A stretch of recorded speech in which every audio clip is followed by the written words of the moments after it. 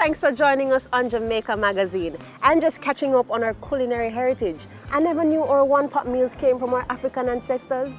That's why foods like our national dish, the ackee and saltfish, is so popular. The same is true for our dip and fall back or stamp and go. Contact the JIS to get a copy of this book with more of our culinary delights.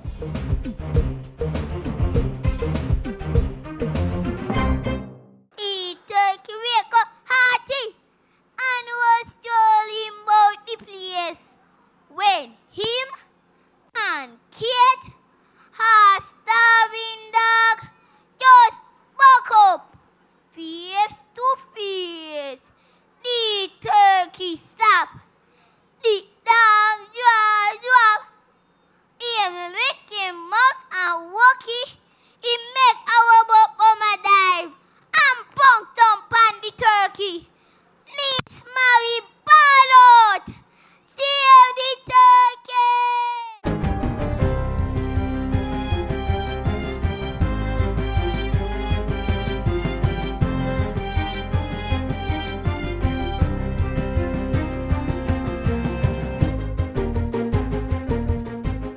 Good day, I'm Stephen McHugh, and this is your JIS News for Monday, October 8th. Prime Minister Andrew Holness is calling on the private sector to increase investment in innovations that will boost their operations and the Jamaican economy.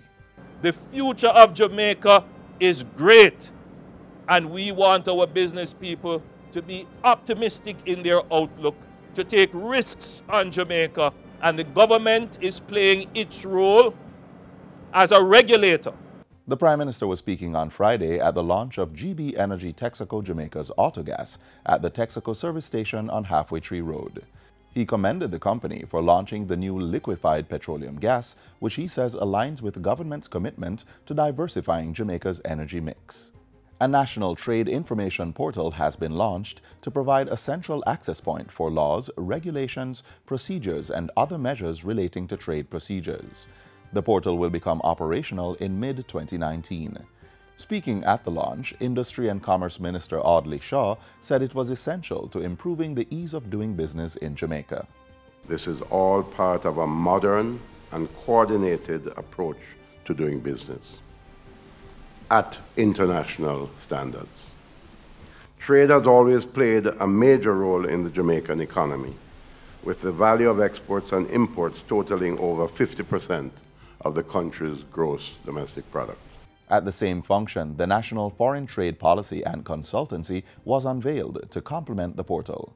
Foreign Affairs and Foreign Trade Minister Senator Kamina Johnson-Smith says the trade policy seeks to facilitate the maintenance and development of rules providing predictability and security for firms engaged in trade. The foreign trade policy is geared towards mainstreaming trade, international development policies, plans, and strategies. It must embrace other policies and strategies in order to promote trade in goods and services which meet international standards. It's also essential that we meet demand in external markets and enhance export performance, leading to job creation and welfare gains. Both policy initiatives are the result of collaboration between the Industry, Commerce, Agriculture and Fisheries Ministry and the Ministry of Foreign Affairs and Foreign Trade. Government is spending $100 million this fiscal year to provide productivity support for several crops, including Irish potato and onion. Portfolio Minister Audley Shaw made the announcement last Thursday at the launch of the 2018-2019 Irish Potato Program in Christiana, Manchester. The productivity support is part of government's overall strategy to enhance Jamaica's food and nutrition capacity with the target of achieving self-sufficiency. If we have the appropriate systems, and put in with liquid irrigation systems and so, Irish potato can grow year-round, It can grow year-round. It don't have to be October to December or January, February through to March, April. It can actually grow year-round because people eat French fries year-round. People eat Irish potato year-round. The minister was speaking against the background that the demand for table Irish potatoes in Jamaica was £34 million per year. The Ministries of Health and Local Government have joined forces with a number of private sector entities to construct a new ward at the St. Catherine Infirmary. The ward was opened on Friday to house social cases from the Spanish Town Hospital. This is part of a broad initiative to find alternative appropriate accommodation for infirmed persons currently residing in public hospitals and free up those beds for patients. In line with that, local government minister Desmond McKenzie says work on a similar facility in Westmoreland is to begin in November. Clarendon is also on the card. As we move right across the country to free up the bed space so that persons who are seeking attention in public hospitals will be able to find adequate room. The minister says that in this financial year, government is spending close to $400 million on infirmaries across the island. There are 14 government-operated infirmaries across the island, in addition to 2 Golden Age homes. Infrastructural upgrade to the island's ports will continue as part of efforts to attract more cruise ships to the island. $15 billion is being spent this fiscal year to develop the ports of Ocho Rios, Montego Bay, and Falmouth.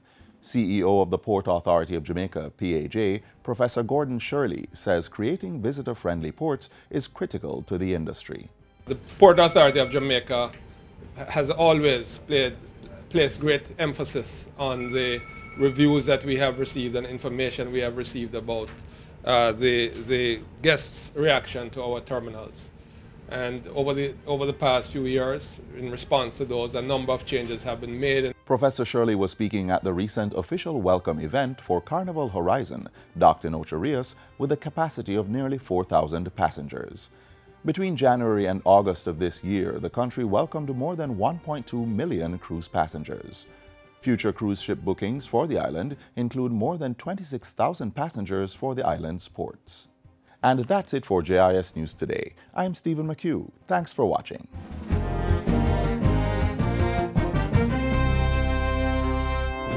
This is the Aedes aegypti mosquito that spreads the Zika, chikungunya, and dengue viruses.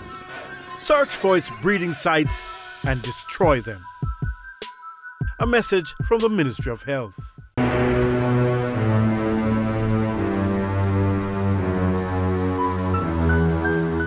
That can easily change if we allow the cutting of trees, forest fires, animal grazing, crop cultivation, or improper dwellings to destroy our forest reserves. Help preserve Jamaica's flora and fauna. If you know or suspect that someone is hurting our forest reserves, call 1-888-FORESTS. Remember, protecting our forests means sustaining our lives. Today we highlight our national flower, the Lignum vitae. You may be wondering why this plant, out of so many others, was chosen as the national flower. But rest assured, once you've watched this next feature, you'll see that we made the right choice.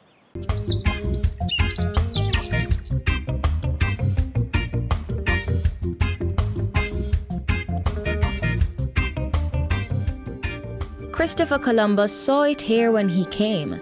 It means wood of life in Latin. It's world-renowned for its medicinal, ornamental, and industrial properties. But round these parts, it's known as the Lignum vitae, the island's national flower. It is a tree that is native to Jamaica, it's native to Cuba, basically the Greater Antilles and parts of Central America. Its native habitat is pretty much dry alluvial type plains. It also grows in well-drained limestone areas. This short, compact tree takes over 100 years to grow up to 30 feet tall. Due to its luminous purple-blue flower, alluring orange-yellow fruit, evergreen foliage, and attractive rounded shape, the tree dots across the Jamaican landscape, shading many houses, streets, and complexes. Since time immemorial, the Lignum vitae has been touted as the most useful tree in the world. It produces a gum, and that gum used to be regarded as highly favored for medicinal uses. Its body, gum, bark, fruit, leaves, and blossom are used to produce medicine. In colonial times, resin from the tree was used as a mild laxative and as a diuretic. The leaves were used as a remedy for respiratory, inflammatory, congestion, and neurological disorders. Its bark eases pain from sprains, strain, rheumatism, and arthritis. And I'm sure many Jamaican homes still ward off flies with its branches. Its most noted feature is the wood. Because it's slow growing, it's very, very dense. And that density and the weight of it gives it a number of industrial uses. That's because the lignum vitae is infused with an oil which makes it waterproof. It's ranked as the world's densest, hardest, and most durable traded wood. In addition to being used for making exquisite furniture, the lignum vitae was used to insulate trolley cars for the rail industry. The wood also made the propeller shaft bearings of most ships back in the day. Lignum vitae wood is also ideal for these creations. The lignum vitae is truly the holy grail of plants.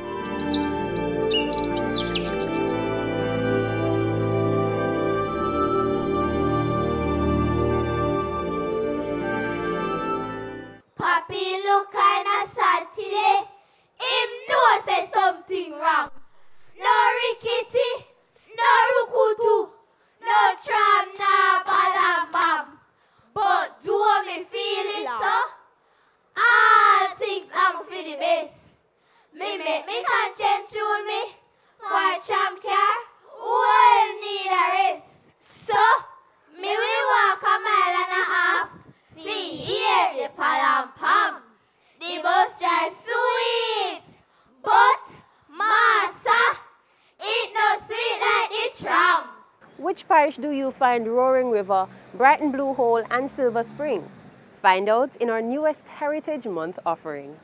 You may know it for its 7 miles of pristine coastline, its unmistakable sunset, or moving houses on trailers.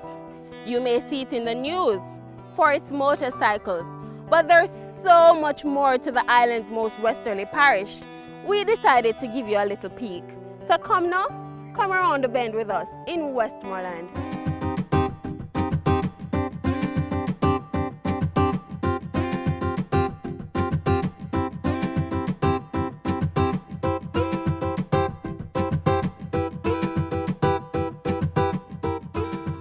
Come and get your fish at the border.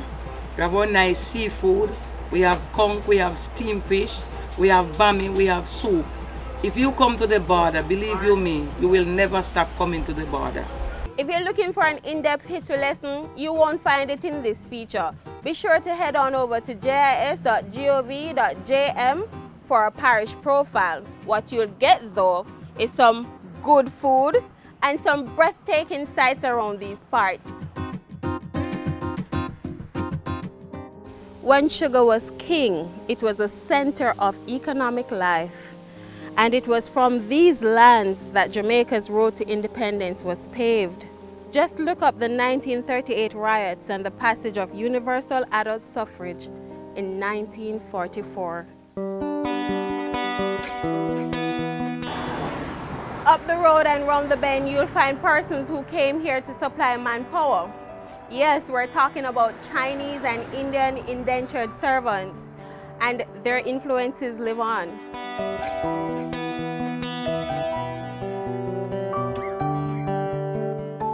Negril is not the only capital of casual here in Westmoreland.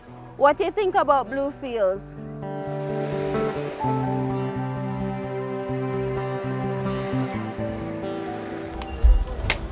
Yeah, you can come and get your fresh fruit in White House. Come and visit Peter Touch home, Belmont, Westmoreland. We're all over there hang out and I go and eat fish and Ital. Yeah, and people are coming down at the old wharf near to the front of the MCB bank there. But the move are good.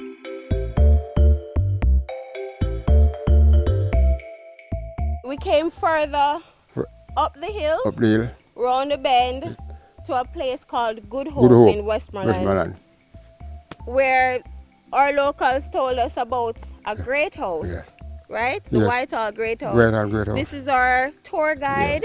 He's a former worker there, Mr. Seaford Pringle.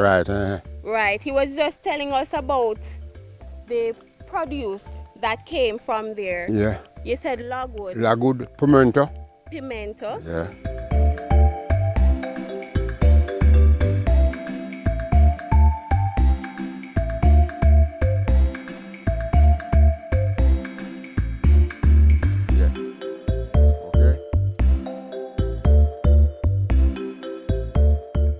Seaford, thanks for sharing the Great House with us.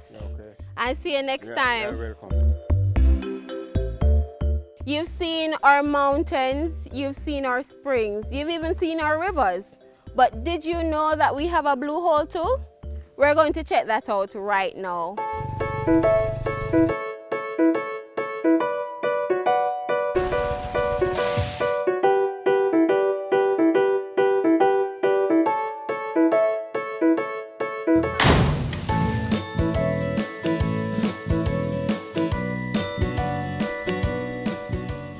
Westmoreland is also home to the Seaford Town German settlement. It's too far up the road for today, but you can visit when you have some time. They have a museum and the people are very warm and welcoming. Just tell them the JIS sent you. One love, one heart. Come on down to Negril, you're gonna feel alright.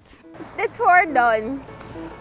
I hope you had fun and you learned a little bit more about this Western wonderland called Westmoreland.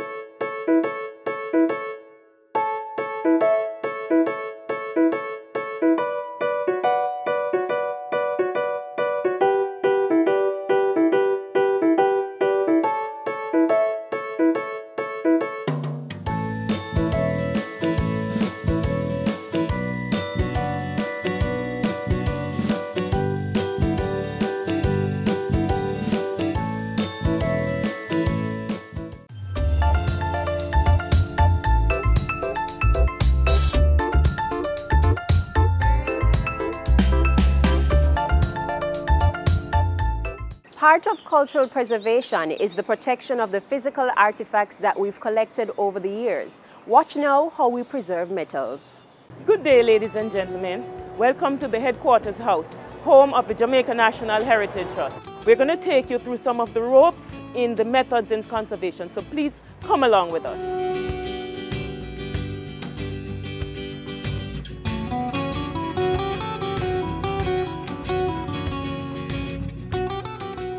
Thanks for joining us in our conservation lab.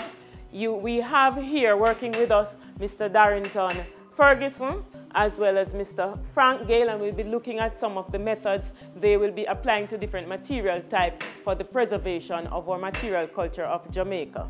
First of all, we have here some cannonballs that are usually found with some extent of corrosion. Mr. Ferguson is actually removing mechanically some of the concretion from a cannonball, and after he has removed that, then we would wire it. This wired metal object we would then install in our electrolytic tank. In the process of electrolysis, what we are actually doing, we are primarily reversing the process of corrosion. Once it has been electrolyzed, it would look something like this. So we would then proceed to brush to remove any loose rust that would be left on it. We would then put the iron object in some pure water, which we call deionized water, and that would be heated to ensure that the metal itself would facilitate the extraction of any impurities that might be left in the body of the iron. After that, we would dry the iron object. Most times we dry it in alcohol, and that would remove the water from the body of the object. And after drying, we would take a substance we call tannic acid, applying several coats, and it would form somewhat a stable surface for the iron object, and then the final stage is waxing to provide a coating or a lacquer on the surface of the iron object. Here we have Mr. Gale. He's actually applying orthophosphoric acid to remove slight rusting or corrosion from the case of a sword. He is actually using what we call a chemical as well as a mechanical means of so doing.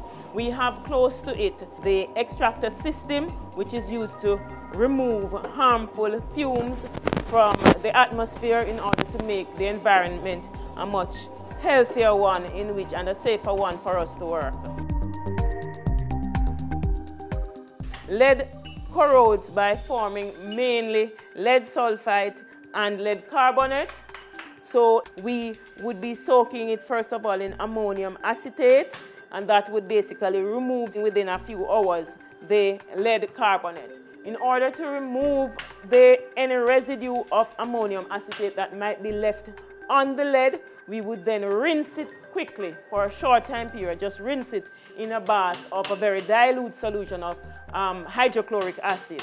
If there are any corrosion left at that stage, then we would remove that mechanically, either very likely with a glass bristle brush. After that, we do as we would with the iron.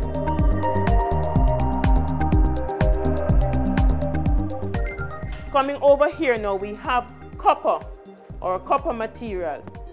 We have been soaking this copper in a substance we prepare in the lab, which we call alkaline Rochelle salt. The alkaline Rochelle salt will remove from it largely what we call bronze disease. So we soak it in the solution. The chemical will dissolve the bronze disease. After that has been dissolved, then we would rinse in, for example, a dilute solution of sulfuric acid to remove any slight impurities or corrosion product that might be left there. After that, we will, as we do with the other metals,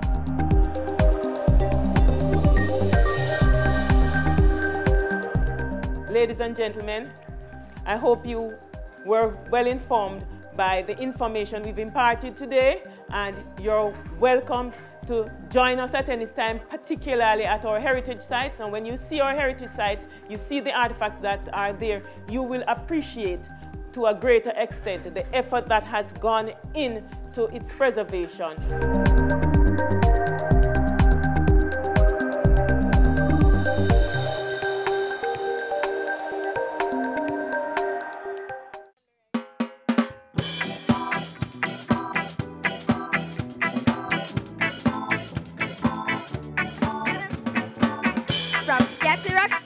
Reggae and dancehall, Jamaica's music continues to impact the world.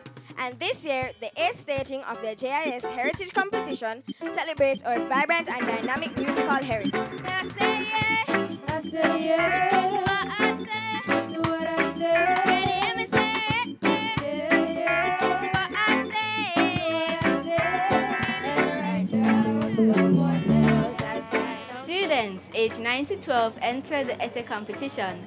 Write 500 words on the topic, how has Jamaican music contributed to the country's growth and development? Give it to me 1 time. Give it to me 2 times.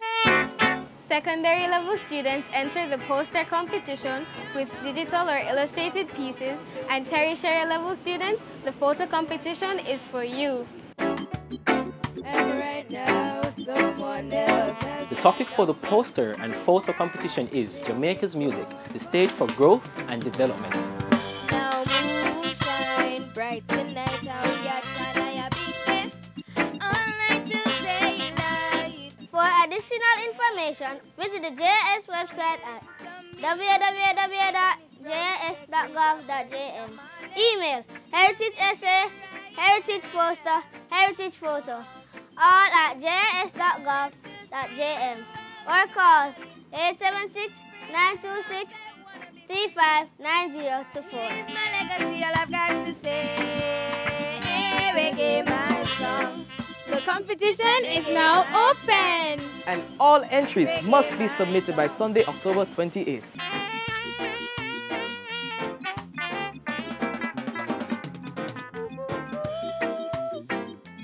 Prizes and surprises await you in the 2018 Jamaica Information Service Heritage Competition.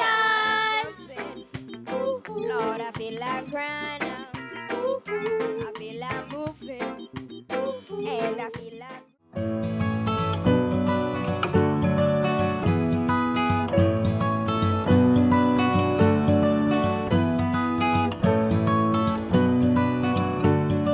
Welcome to Blenheim, birthplace of a hero. Sir Alexander Bustamante was the first Prime Minister of Jamaica. He was born on the 24th of February 1884 and died 6th of August 1977, but still lives on in history. Here at his museum, you can get the rich history of him. So please feel free to come and enjoy. We are open from 9 to 5 weekdays, Monday to Friday. So please come on in and get the rich history. Right? You can call the Jamaica National Heritage Trust if you want some more information.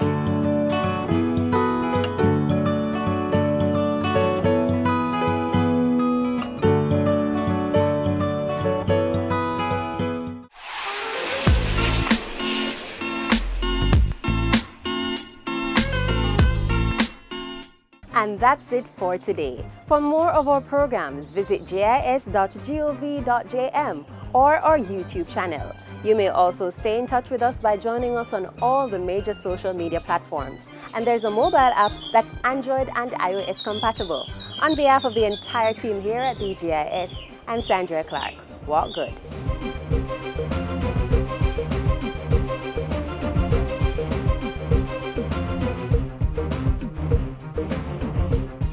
This has been a production of the Jamaica Information Service, the voice of Jamaica.